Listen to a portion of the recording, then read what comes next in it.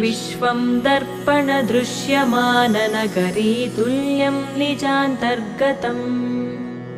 पश्यन्नात्मनि मायया बहिरिवोद्भूतं यथा निद्रया यः साक्षात् कुरुते प्रबोधसमये स्वात्मानमेवाद्वयम् तस्मै श्रीगुरुमूर्तये नमः इदं श्रीदक्षिणामूर्तये तस्मै श्रीगुरुमूर्तये नमः इदं श्रीदक्षिणामूर्तये बीजस्यान्तरिवाङ्कुरो जगदिदं प्राङ्निर्विकल्पं पुनः मायाकल्पितदेशकालकलना वैचित्र्यचित्रीकृतम् मायावीव विजृम्भयत्यपि महायोगीव यस्वेच्छया तस्मै श्रीगुरुमूर्तये नमः इदं श्रीदक्षिणामूर्तये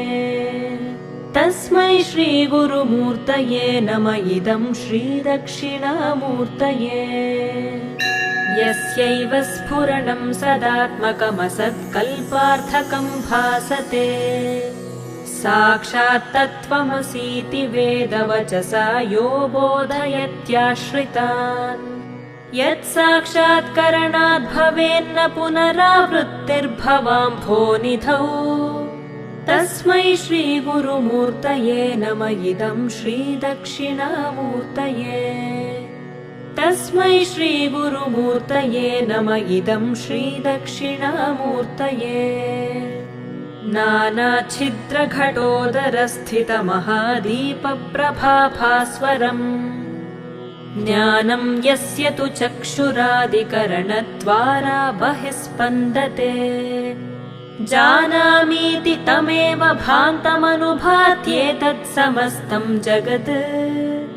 तस्मै श्रीगुरुमूर्तये नमः इदं श्रीदक्षिणामूर्तये तस्मै श्रीगुरुमूर्तये नमः इदं श्रीदक्षिणामूर्तये।